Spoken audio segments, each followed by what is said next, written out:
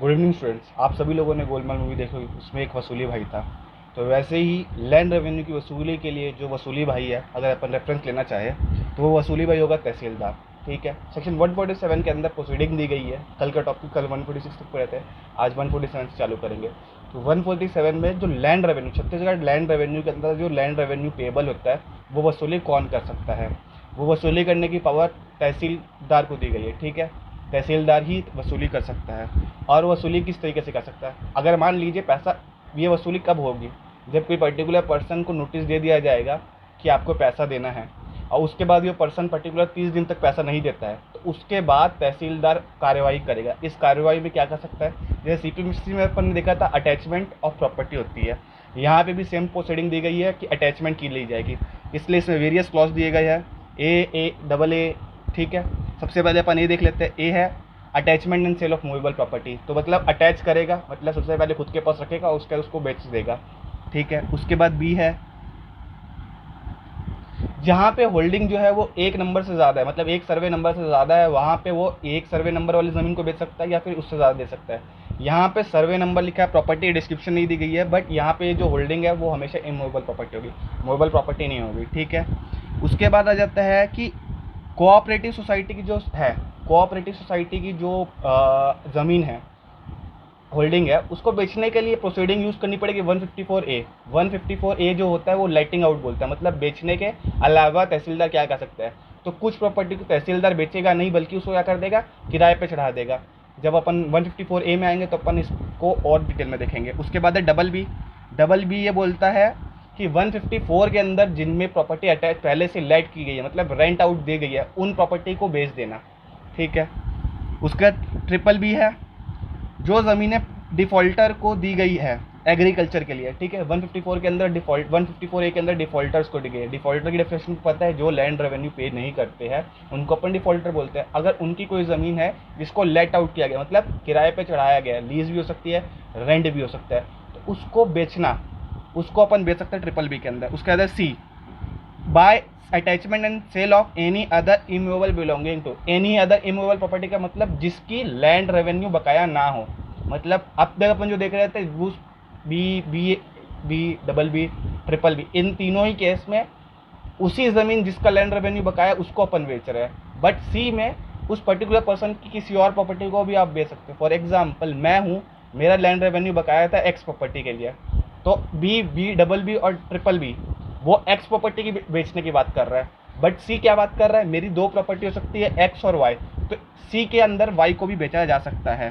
ठीक है, उसके बाद प्रोवाइडेड है, प्रोवाइजो लगा हुआ है जिसमें कहा गया है कि ए और सी में, ए और सी की जो प्रोसीडिंग है, मतलब इमूवेबल, अदर इमूवेबल प्रॉपर्टी और मूवेबल प्रॉपर्टी की बात करता है, उन केसेस में दिया गया है कि मूवेबल प्रॉपर्टी और अगर अदर इमूवेबल प्रॉपर्टी बेचनी है तो उसके लिए क्या क्या चीज़ें अटैच नहीं हो सकती, मतलब क्या क्या चीज़ें मूवेबल प्रॉपर्टी और अदर इमूवेबल प्रॉपर्टी की डेफिनेशन के बाहर रखी गई है। ए में मूवेबल प्रॉपर्टी बताया गया, सी में इमूवेबल प्रॉपर्टी बताया गया। इमूवेबल प्रॉपर्टी कौन सी है, जिसके ऊपर लैंड रेवेन्यू पेबल मतलब एरियर नहीं आया है। ठीक है, इनके एम्बिट से कुछ चीज़ों को बाहर रखा गया है, 4 चीज़ों को बाहर रखा गया है। उनमें से पहली चीज़ है अपैरल, कुकिंग यूटेंसिल्स बेसिकली, तो मतलब घर में यूज़ करने वाले सामान, बिस्तर की बात करी गई है, और बीवी मतलब कि वाइफ की भी बात करी है, बच्चों की भी बात करी गई है, मतलब या खुद की, बच्चों की या अपनी वाइफ की जितने भी पहनने के सामान हो गए, यूटेंसिल हो गए, ज्वेलरी हो गई, इसको नहीं बेचना है। ठीक है, टूल्स ऑफ आर्टिशन, जो रोमन 2 है वो टूल्स ऑफ आर्टिशन बात करता है। Tool of artisan basically agriculture में यूज़ करने वाले टूल्स की है, उनको भी आप बेच नहीं सकते। ठीक है, या सी में जो है, जो उसका रोमन 3 है, रोमन 3 में article set aside by religious endowment, मतलब पूजा करने के जितने भी सामान यूज़ करे गए हैं, या घर में जो भी चीज़ें पूजा से रिलेटेड है, ऐसे फॉर एग्जांपल किसी के घर में चांदी की मूर्ति रखी हुई है शिव जी की, तो उसको आप अटैच नहीं कर सकते, नहीं बेच सकते हो। और फोर्थ है हाउस एंड बिल्डिंग, जिसमें खुद वो रहता है, मतलब खुद के जो घर जिसमें वो रह रहा है उसको आप नहीं बेच सकते ना, सी की कैटेगरी में उसको आप बेच नहीं सकते। 1 2 3 जो था रोमन में वो मूवेबल प्रॉपर्टी की बात करता था, और जो फोर्थ है रोमन 4 वो किस चीज़ की बात करता है, इमूवेबल प्रॉपर्टी की बात करता है। ठीक है, उसके अलावा बी जो सब क्लॉज बी है उसमें कुछ कुछ चीज़ें दी गई है कि जैसे कि क्या क्या चीज़ें अटैच नहीं हो सकती। अगर शेड्यूल्ड एरिया के अंदर प्रॉपर्टी 6 हेक्टेयर से कम है तो अटैच नहीं होगी बी के अंदर। ठीक है, और एनी अदर लैंड में है तो 4 हेक्टेयर से कम। शेड्यूल एरिया क्या होगी, ये अपन ने कॉन्स्टिट्यूशन के देखा था, कॉन्स्टिट्यूशन में शेड्यूल एरिया डिफाइंड है, इसमें भी सेम चीज़ बोल रहा है कि 6th शेड्यूल में जाना पड़ेगा आपको, सॉरी 6th नहीं 5th शेड्यूल में जाना पड़ेगा। 5th शेड्यूल पैराग्राफ 6 में अगर छत्तीसगढ़ के अंदर कोई शेड्यूल एरिया आ रही है, schedule area basically schedule tribe जहाँ पे रहते हैं, छत्तीसगढ़ में जैसे बस्तर हो सकता है, बस्तर में शेड्यूल ट्राइब रहते हैं, तो उनके लिए एक एरिया डेजिग्नेटेड है, उस एरिया के अंदर कोई प्रॉपर्टी आ रही है और उसका लैंड रेवेन्यू बाकी है, तो अगर वो ज़मीन 6 एकड़ से कम है तो अटैचमेंट नहीं होगा, ठीक है। और इन केस अगर वो शेड्यूल एरिया में फॉल नहीं करती, तो अगर वो ज़मीन 4 एकड़ से कम है तो सब क्लॉज बी के अंदर उसका अटैचमेंट नहीं होने वाला, ठीक है। उसके बाद आते हैं अपन 148, जो है बेसिकली ये है कि आपने एक तो आपको पे करना है लैंड रेवेन्यू। अब लैंड रेवेन्यू पे करने के लिए अगर तहसीलदार आपके पास आता है, ये सब इंक्वायरी 147 के अंदर प्रोसीडिंग्स लाता है। अब अटैचमेंट एंड सेल, ये अटैचमेंट एंड सेल होगा कैसे, ये ऑक्शन के थ्रू होगा। ऑक्शन कराने के लिए सरकार को पैसे लगेंगे, तो ये पैसा देगा कौन, सरकार देगी नहीं, ये पैसा भी किससे लिया जाएगा, आपसे लिया जाएगा। तो मतलब जितना भी खर्चा आ रहा है प्रोसीडिंग करने के लिए 147 के, वो भी आपको ही पे करना पड़ेगा, ठीक है। और एक इम्पॉर्टेंट चीज़ 147 जो है वो 4 मार्क्स के लिए आ सकता है। उसके बाद अपन आ जाते हैं 149 enforcement of process in other district. ये जो एनफोर्समेंट ऑफ प्रोसीजर, मतलब एक तहसीलदार अपने डिस्ट्रिक्ट के बाहर भी ये प्रोसीडिंग कर सकता है। कैसे, जैसे सीपीसी में होता था, जब आप समन एनफोर्स कराते थे एक शहर से दूसरे शहर में, तो अपना तहसीलदार कहाँ जाएगा, अपना तहसीलदार नोटिस भेज देगा दूसरे तहसीलदार को जिसके एरिया में वो फॉल करता है, और वहाँ से वो प्रोसीडिंग की ली जाएगी, ठीक है। उसके बाद है payment under protest and suit for recovery, section 150 की बात करता है, payment under protest and suit for recovery. अब आप सोच लीजिए, सपोज कर लीजिए आपकी ज़मीन नीलाम हो रही है, आपको लैंड रेवेन्यू पे करना था, आपकी ज़मीन नीलाम हो रही है, तो नीलाम होने से पहले आपके कुछ अधिकार होते हैं। जैसे 2 तरीके अधिकार है। पहला अधिकार ये है कि जब सेल ऑक्शन होने के वो जो गवेल आखिरी में बज रहा है, मतलब कि अवेल जब जो ऑक्शन होता है, आप लोग देखेंगे कि एक गवेल होता है, उसको आखिरी बार 3 बार ठोका जाता है। अगर 3 बार नहीं ठोका गया है, या वहाँ पे जो भी रीति रिवाज है, घंटी बजाना जैसा भी है, वो नहीं हुआ है, और आपने अपना लैंड रेवेन्यू पे कर दिया है उस घंटी बजने से पहले, तो ज़मीन किसकी हो जाएगी, सेल नहीं होगी, सीधे आपकी हो जाएगी वापस, ठीक है। इसके अलावा प्रोटेस्ट करने का अधिकार है। प्रोटेस्ट करने का अधिकार है मतलब आप चैलेंज कर सकते हो, किसको, सेल को चैलेंज नहीं कर सकते। आप किसको चैलेंज करोगे, प्रोसीडिंग को चैलेंज कर सकते हो, ठीक है। अब आ जाते हैं अपन सेक्शन 150 में। सेक्शन 150 बोलता क्या है, सेक्शन 150 सेम चीज़ बोलता है कि सब क्लॉज 2 पे आ जाते हैं सीधे। सब क्लॉज 2 ये बोलता है कि सब डिविजनल ऑफिसर के पास आप प्रोटेस्ट कर सकते हो कि जो भी दिक्कतें हैं, मतलब कि अगर आपको 147 के अंदर प्रोसीडिंग आपके ऊपर चल रही है, तो आप सब डिविजनल ऑफिसर के पास आप प्रोटेस्ट कर सकते हो, ठीक है। और आपको क्या करना पड़ेगा, सब डिविजनल ऑफिसर को बताना पड़ेगा कि भैया मेरे जो लैंड रेवेन्यू, आप मेरी ज़मीन जो बेच रहे हो, सपोज कर लीजिए, ठीक है, आपको ये बताना पड़ेगा कि जो आप ज़मीन बेचना चाह रहे हो उसका जो लैंड रेवेन्यू है मैं पे कर दूंगा, ठीक है। या कोई डिस्प्यूट गलती से ये चीज़ें हो गई है, तो अगर अपन पढ़ लेते हैं, any person complying with the provision main content apply to subdivisional officer that nothing was due, मतलब वो कह सकता है कि या तो कोई भी बकाया राशि है ही नहीं, मतलब सब डिविजनल ऑफिसर को आप क्या बता रहे हैं कि कोई भी अमाउंट पेबल ही नहीं है, आपके खिलाफ गलत प्रोसीडिंग चलाई जा रही है, या फिर जो आपके खिलाफ प्रोसीडिंग चलाई जा रही है इसमें अमाउंट है, फॉर एग्जाम्पल आपका लैंड रेवेन्यू पेबल है 1000 रुपीज़, बट तहसीलदार ने 10,000 रुपये का चलाया है, तो आप ये बता सकते हो कि आपके ऊपर जो कार्रवाई चली जा रही है वो ज़्यादा अमाउंट के आपके लैंड रेवेन्यू से, ठीक है। अब उसका 3rd क्लॉज है, no appeal shall lie against the order of subdivisional officer. Subdivisional officer ने जो एक बार ऑर्डर दे दिया, किसके रिस्पेक्ट में, प्रोटेस्ट के रिस्पेक्ट में, वो फाइनल हो जाएगा, उसको आप कहीं चैलेंज नहीं कर सकते, ठीक है। उसके बाद आ जाते हैं अपन 151 में, जो बताता है application of proceed of cell.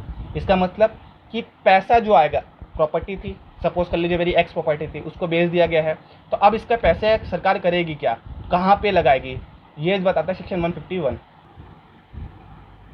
ठीक है। तो सेक्शन 151 के अंदर 4 तरीके नहीं दिए गए, मतलब कह सकते हैं कि 4 जगह दी गई कि जहाँ जहाँ पैसे लगे जाएंगे, मतलब कि जो पैसे आए सेल से वो पैसे 4 जगह अप्लाई किए जाएंगे। सबसे पहले ऑब्वियस है लैंड एरिया, मतलब कि जो भी लैंड रेवेन्यू बचा हुआ था पेबल, मतलब कि जो करना था, सबसे पहले वो पैसा बेच के लैंड एरिया कंप्लीट किया जाएगा। दूसरा सेकंड कहाँ पे अप्लाई किया जाएगा, सेस पे, ज़मीन के ऊपर जो भी सेस लगा हुआ है, CESS, ये आप लोग इनकम टैक्स पे पढ़ेंगे। सेस क्या होता है, बेसिकली एक तरह का टैक्स होता है जो ज़मीन पे लगाया जाता है, ज़मीन के अलावा एजुकेशन में भी लगाया जाता है, पेट्रोल पे भी लगाया जाता है, तो सेकंड जो होगा वो सेस लगेगा।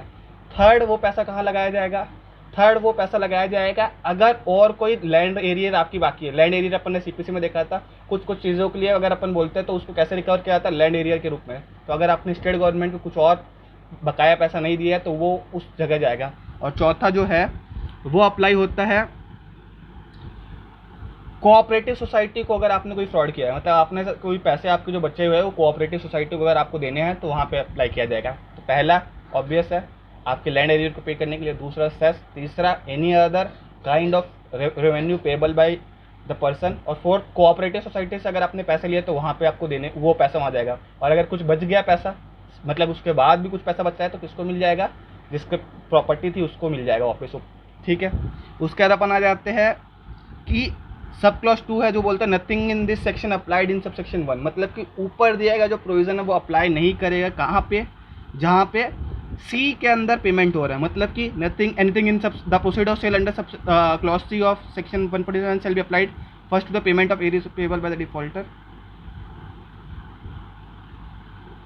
अगर 147C की बात की जा रही है, मतलब 147C की बात कर रही है, 147 में अपने देखा था इमूवेबल प्रॉपर्टी को बेचा जा रहा है। इमूवेबल प्रॉपर्टी को अगर अपन बेच रहे हैं, किसकी, जिसमें लैंड रेवेन्यू बकाया नहीं था, अगर अपन उसको बेच रहे हैं, ठीक है, बी, डबल बी और ट्रिपल बी में जो लैंड रेवेन्यू जिसके ऊपर लैंड पेबल है उसको बेच रहे थे, उसके अप्लाई करता था, और सी जो है वो अप्लाई करता था जिस लैंड रेवेन्यू, जिस ज़मीन पे कोई लैंड रेवेन्यू बकाया नहीं, अगर आप उसको बेचते तो उसका प्रोसीडिंग आप कहाँ पे लगाओगे, तो उसकी जो पैसे आप कहाँ लगा सकते हो, खाली लैंड रेवेन्यू एरिया जो बचा था अब उसको पे करने में। 2, 3, 4 जो अपन ऊपर देखे थे सब क्लॉज 1 में वो अप्लाई नहीं होगा। ठीक है, मतलब ए, बी, डबल बी और ट्रिपल बी के लिए सब क्लॉज 1 अप्लाई होगा 151 का, और सब क्लॉज 2 अप्लाई होगा 147C का। ठीक है, उसके बाद अपन आ जाते हैं 152 जो बताता है land sold for areas to be free from encumbrance. Encumbrance मैंने पहले ही बताया था क्या होता है, जिस ज़मीन में कोई लाइबिलिटी होती है, जैसे मेरी ज़मीन है, मैंने उस ज़मीन को रख दिया है, गिरवी रख दिया है, तो ये क्या बन जाएगा, इस ज़मीन पे एक टाइटल बन जाएगा कि जब भी ये ज़मीन बिकेगी तो इतना पैसा मेरे जिसको मैंने गिरवी रखा उसको मिल जाएगा। ठीक है, तो जब भी सरकार ज़मीन बेचेगी 147 के अंदर, ठीक है, तो वो ज़मीन जिस भी पर्टिकुलर पर्सन को मिलेगी तो वो सारे के सारे इनकम्बरेंस से फ्री होगी, मतलब जो ओनर होगा उसको कोई भी लाइबिलिटी नहीं मिलेगी, खाली ज़मीन मिलेगी। तो अगर कोई भी पैसा बकाया है तो उस पर्टिकुलर पर्सन को नहीं पे करना पड़ेगा। सपोज़ ये ज़मीन है मेरी, एक्स ज़मीन है जिसमें 1 करोड़ की ज़मीन है, 20 लाख रुपए मैंने एक पर्टिकुलर पर्सन से लेके रखा हुआ है, ठीक है, और इसमें लैंड रेवेन्यू बकाया था, सरकार ने ज़मीन बेच दी, जो प्रोसीडिंग हो गई पूरी चारों जगह अप्लाई कर दिया गया, अब सरप्लस जो अमाउंट है वो मेरे को दे दिया गया। ठीक है, तो अब ये ज़मीन बेची गई, सपोज कर लीजिए बी पर्सन को, तो बी पर्सन को बेची गई है, तो बी पर्सन अब वो जो 20 लाख मैंने बकाया वो मॉर्गेज में लिया हुआ था वो मेरे को जो पैसा है वो सी जो बी पर्सन है वो नहीं देगा। ठीक है, एग्जांपल सिंप्लीफाइड करने के लिए एक और मैं बता देता हूँ, मैंने कुछ पैसा लिया किसी एक पर्सन से और उसके बदले में अपनी प्रॉपर्टी गिरवी रखी थी, ठीक है, और सेम प्रॉपर्टी की लैंड रेवेन्यू भी पेएबल नहीं था। ठीक है, यहाँ पे जो पर्सन है उसका नाम अपन रख लेते हैं बी। ठीक है, अब वो ज़मीन सरकार ने बेच दी है, ठीक है, जो भी सरप्लस आया वो मेरे को दे दिया गया है। अब उस प्रॉपर्टी को सपोज कर लीजिए किसी पर्सन ने खरीद लिया जिसका नाम मैंने रख दिया है डी ने खरीदा, तो डी को जो टाइटल मिलेगा वो एब्सोल्यूट होगा। ऐसा नहीं कि अब उसको 20 लाख रुपए जो जिससे मैंने उधारी ली तो उसको देना पड़ेगा, उसका टाइटल फ्री रहेगा, ना बकाया लैंड रेवेन्यू उसको पे करना पड़ेगा, ना ही उसको क्या पे करना पड़े, ना ही उसको उस पर्टिकुलर पर्सन को पे आउट करना पड़ेगा 20 लाख रुपये जो मैंने मॉर्गेज में लिए थे। ठीक है, अब उसका आ जाता है 153 परचेजर टाइटल। परचेजर टाइटल का मतलब होता है कि जिस पर्टिकुलर पर्सन ने वो प्रॉपर्टी खरीदी है उसका जो टाइटल रहेगा वो एब्सोल्यूट रहेगा। ठीक है, मतलब और ये कब से एब्सोल्यूट रहेगा, ये तब से माना जाएगा जिस दिन उसको ज़मीन मैंने ऑप्शन खरीदा है। फॉर एग्जांपल सपोज कर लीजिए आज ऑप्शन हुआ है, आज की तारीख पे ऑप्शन हुआ था, तो ये और तो इसको एक टाइम लगता है जिस पे ये एब्सोल्यूट होता है। सेल प्रोसीडिंग हमेशा तुरंत एब्सोल्यूट नहीं होती, इसको टाइम लगता है। कब तक टाइम लगता है, जब तक अपील नहीं होती है, मतलब एक अपील का ड्यूरेशन होता है जहाँ पे आप प्रोसीडिंग को अपील कर सकते हो कि ये प्रोसीडिंग गलत हुई है। जब ये प्रोसीडिंग का टाइम खत्म हो जाएगा तब वो ज़मीन क्या मान ली जाएगी, एब्सोल्यूट मान ली जाएगी। सेम चीज़ें सीपीसी में दी गई है, सीपीसी में भी इमूवेबल प्रॉपर्टी का सेल दिया गया है, जो आप कह सकते हो सेक्शन 57 से लेके 73 के बीच में कहीं ना कहीं 75 तक दिया गया है। ठीक है, एक्सिक्यूशन वाला जो चैप्टर है सीपीसी में सेम टू सेम चीज़ें वहाँ पे भी कही गई है, यहाँ पे भी कही गई है। तो सेल एब्सोल्यूट होने का मतलब ये होता है कि अब उसके खिलाफ आप कहीं पे अपील नहीं कर सकते हो। अगर आपने अपील करी है तो आप उसमें हार चुके हो, तो वहाँ पे वो एब्सोल्यूट हो जाएगी। तो ये माना कब से जाएगा कि प्रॉपर्टी राइट कब से वेस्ट हो रही है, किस दिन से, जिस दिन से प्रॉपर्टी बेची गई है।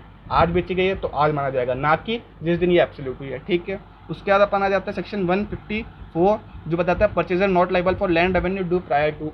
तो ये सिंपल सी बात है, मेरी ज़मीन थी, ठीक है, उसमें लैंड रेवेन्यू पेएबल था, सरकार ने ज़मीन ले ली, उसको बेच दिया, और उसके बाद उस बेचे हुए पैसे से अपना लैंड रेवेन्यू उन्होंने ले काट लिया है, ठीक है। तो अब जो नए पर्सन को मिलने वाली प्रॉपर्टी है, तो पुराने वाला लैंड रेवेन्यू उसको नहीं पे करना पड़ेगा, कि वो पैसा पहले से ही सरकार को मिल चुका है। और एक ही चीज़ पे 2 बार टैक्स नहीं हो सकता, ये कॉन्स्टिट्यूशन का ये प्रोविजन है कि double taxation should not be done for a single thing, ठीक है। अब इसके बाद जो है वो है 154A, जो मैंने बताया था, लेटिंग आउट की बात कर रहा था। वही प्रोसीडिंग यहाँ पे दिया है कि लेटिंग आउट तहसीलदार के पास स्पेशल पावर दी गई है कि वो 147 का प्रोसीजर ना अप्लाई करके 154A में आ जाए। मतलब 147 में सेल की बात करता है और 154A में लेटिंग आउट की बात करता है, ठीक है।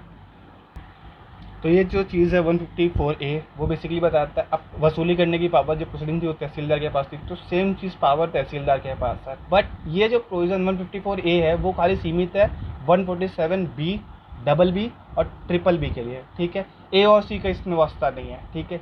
यहाँ पे वो क्या कर सकता है, अगर उसको ऐसा लगता है तो वो क्या कर सकता है, ज़मीन को बेच ना सेल ना करके उसको लेट आउट कर सकता है। कितने टाइम पीरियड के लिए, हाईएस्ट 10 ईयर्स के लिए वो लेट आउट कर सकता है, ठीक है। लेट आउट करने के बाद कुछ चीज़ें दी गई है कि कोऑपरेटिव सोसाइटी की ज़मीन है तो 10 साल से ज़्यादा लेट आउट नहीं की जा सकती। मतलब हाईएस्ट जो टेन्योर है वो कोऑपरेटिव सोसाइटी के लिए 10 साल है, और नॉन बाकी लोगों के लिए कितना साल है, 10 से ज़्यादा भी हो सकता है। किस केस में होगा ये मैं बताऊँगा। उसके अलावा अगर कोई पर्टिकुलर पर्सन जो डबल बी और ट्रिपल बी के अंदर आता है, जो एब नॉर्मल ट्राइब के अंदर आता है, एब नॉर्मल ट्राइब मतलब ऐसी ट्राइब जो शेड्यूल एरिया में रहती है, मतलब जिनको छेड़ा नहीं जा सकता। जैसे कि अपन कह सकते हैं अंडमान एंड निकोबार में सेंटिनल आइलैंड है, छत्तीसगढ़ में बस्तर के अंदर कुछ ऐसी ट्राइब है जिसको रिजर्व ट्राइब माना गया, जहाँ पे आप उनको वहाँ पे इवन फॉरेनर्स का जाना भी अलाउड नहीं है। तो इस तरह की लोगों की अगर कोई ज़मीन है तो आप अगर लेट आउट भी करोगे तो उसी ट्राइब के किसी और पर्सन को आपको लेट आउट करना पड़ेगा, उसके अलावा आप किसी को नहीं कर सकते, ठीक है। अब ये मान लिया जाता है कि सपोज कर लीजिए कि अगर कोई उस पर्टिकुलर पर्सन ने लाइबल है, डिफ़ॉल्ट कर दे, मतलब कि सब क्लॉज 2 में आ जाते हैं, क्या करेगा, क्या अगर किसी की ज़मीन लेट आउट कर दी गई तो इसका ये मतलब है ये माना जाएगा कि अब उसको पैसा पे आउट नहीं करना है। जवाब है नहीं। अगर प्रॉपर्टी आपकी लेट आउट कर दी गई है तो इसका ये मतलब नहीं है कि आप लाइबिलिटी से फ्री हो जाओगे। ये देखा जाएगा कि 10 साल के अंदर जो सरकार को लैंड जो रेंट से पैसा मिले क्या वो लैंड रेवेन्यू के इक्वल था। अगर जवाब हाँ होता है तो आपको 10 साल के बाद फ्री कर दिया जाएगा, और अगर जवाब ना होता है तो क्या किया जाएगा, फर्दर उसको लेट आउट कर दिया जाएगा, ठीक है। पर कोऑपरेटिव सोसाइटी के केस में 10 साल से ज़्यादा इसको नहीं रखा जाता, ठीक है। सेक्शन दिखने में बड़ा है पर असल में बड़ा नहीं है, ठीक है। अगर जिस्ट देखा जाएगा तो बहुत छोटा है। उसके बाद अपना जाता है 155 money recover as a arrear of land revenue, ठीक है। Money recover as an arrear of land revenue मतलब यहाँ पे क्या हो रहा है, सीपीसी की बात करिए, जो सीपीसी के अंदर लैंड एरियर के अलावा और बहुत सारी चीज़ें, या फिर इस एक्ट के अंदर बहुत सारी चीज़ें जिसमें अटैचमेंट दिया गया है, ठीक है। अटैचमेंट ऑफ प्रॉपर्टी, या फिर ऐसा लिखा गया है कि ये जो फाइन है, अपन देखें तो केस खासकर ये चीज़ें फाइन में होती है, जहाँ पे ये लिखा रहता है कि अगर ये आपने फाइन नहीं पटाया तो ये एज अ लैंड एरियर ली जाएगी। जैसे मैंने कल बता रहा था कि बाउंड्री मार्क तोड़ दिया गया तो पैसा कैसे ली जाएगा, तो सरकार क्या करेगी, उसको लैंड रेवेन्यू के रूप में लेगी, ठीक है। तो उसकी प्रोसीडिंग कैसी की जाएगी, उसकी प्रोसीडिंग इस तरीके से की जाएगी कि अपन को 157 155 के अंदर देखना, ये भी एक बड़ा प्रोविज़न है। बट मैंने हमेशा बताया बड़ा प्रोविज़न ज़रूरी नहीं है कि हमेशा बड़ा, उसका जिस बहुत छोटा हो सकता है, ठीक है। तो इसमें सबसे पहले अपन देख लेते हैं ए बात करता है कि सब क्लॉज 2 के अंदर जो भी चार्जेस, उसके अलावा जैसे कि क्या क्या हो सकता है, रेंट हो सकता है, रॉयल्टी हो सकती है, वाटर रेट हो सकता है, सेस हो सकता है, चार्जेस होता है, प्रीमियम मतलब प्रीमियम की बात कर रहा है, ठीक है। जो आप लोग ILIC के प्रीमियम पढ़ाते हैं उसी तरह कुछ प्रीमियम की बात कर रहे हैं। तो प्रीमियम का मतलब प्रीमियम होता है। उसके बाद पेनाल्टीज़ है, पेनाल्टी जो मैंने आप लोग डिस्कस किया था, अगर आपने बाउंड्री मार्क तोड़ दिया तो उस तरह की।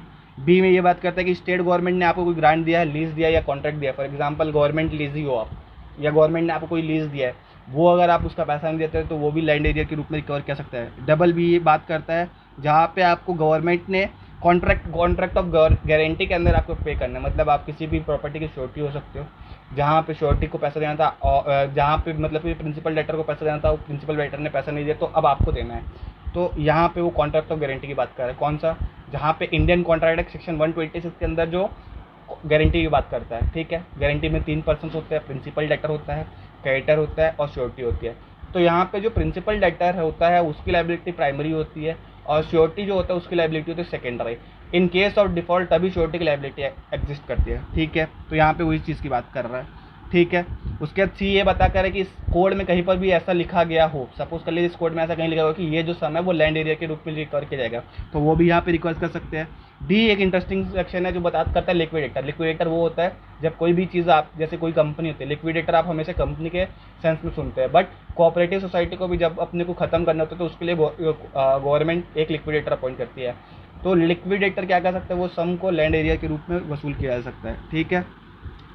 डी का सब क्लॉज जो है जब तक रजिस्ट्रार साइन ना करे, कौन सा रजिस्ट्रार, कंपनी से रजिस्ट्रार, कोऑपरेटिव सोसाइटी का एक रजिस्ट्रार होता है, वो जब तक साइन ना करे तब तक से ये वाली प्रोसीडिंग नहीं की जा सकती। उसके बाद है ई बात करता है, ई जो ई एफ और जी जो है बेसिकली वो छत्तीसगढ़ एक्ट के अंदर है।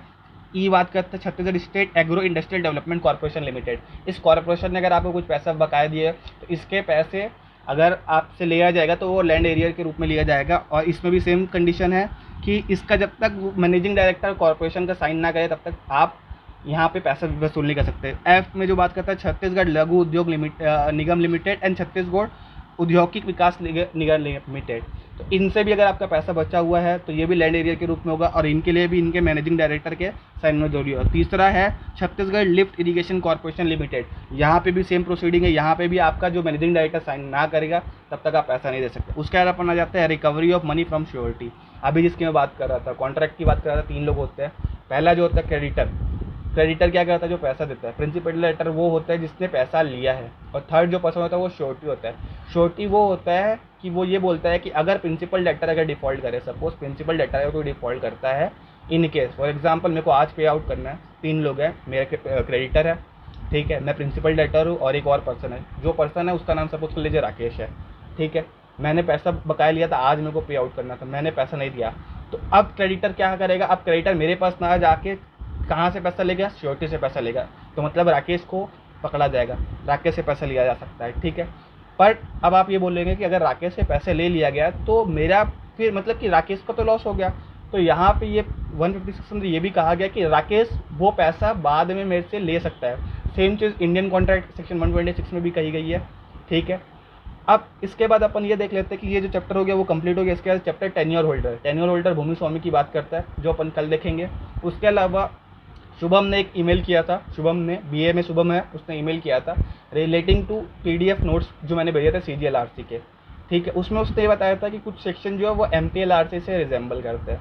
तो मेरा यही कहना है कि अब वो उस समय मैंने सोचा नोट्स भेजे थे, तो अब वो नोट्स पढ़ने की आप लोग को ज़रूरत नहीं है। आप लोग का जितना भी है सीजीएलआरसी के लिए, आप लोग जितने ये वीडियो लेक्चर्स में अपलोड कर रहा हूँ उससे आप लोग का प्रिपरेशन हो जाएगा। In case any other doubts आप लोग मेरे को कमेंट बॉक्स में कर सकते हैं, ताकि मतलब आप कमेंट बॉक्स में ये सारे जितने भी डाउट्स हैं मेरे को मैसेज कर दीजिए, मैं कमेंट पढ़ूंगा और अगले दिन वीडियो में सबसे पहला काम आप लोग के जो डाउट्स है वो ही डील करूंगा, ठीक है। Thank you. आज का लेक्चर यहीं पे ख़त्म।